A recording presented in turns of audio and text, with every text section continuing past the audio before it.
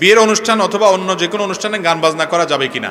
গান এবং বাজনা সূরা লুকমান আয়াত নম্বর 6 এর তাফসীর অনুযায়ী হারাম। আব্দুল্লাহ ইবনে আব্বাস রাদিয়াল্লাহু তাআলা সহ বিশ্ববিখ্যাত মুফাসসিরগণ এই আয়াতের লাহু ওয়াল হাদিসের তরজমায় গান বাদ্যযন্ত্রের কথা বলেছেন। নবী সাল্লাল্লাহু আলাইহি সাল্লাম বলেছেন, আরবাউন ইস্তাহিল্লুন, একটা সময় আসবে আমার উম্মত চারটা জিনিসকে হালাল মনে করবে। আল হির, জেনা, ব্যভিচার, আজকাল বয়ফ্রেন্ড গার্লফ্রেন্ড ইজি মনে করে যুবকরা, মনে করে এটা দোষে কিছু নাই, হারাম, অথচ হারামের ধারণা উঠে যাবে।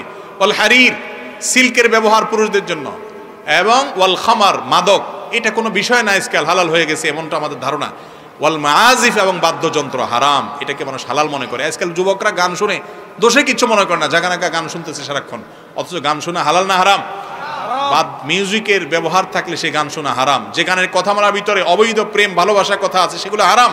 যে গানে কথামালায় ভালো কিছু আছে, কোনো মিউজিক নাই, সেটা শুধুমাত্র গাইতে পারেন, শুনতে পারেন, তাতে অসুবিধা নাই।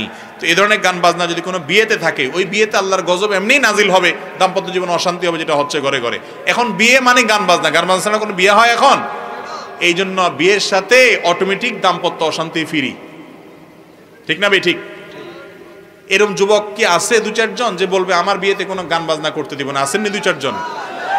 আল্লাহ যুবকদের বিয়েকে সহজ করে দেখ, মুরব্বীদের হেদায়েত দান করুক। আর যারা বিয়ে করছেন তারাও নিয়ত করবে ছেলের জন্য, বড় ভাইয়ের জন্য।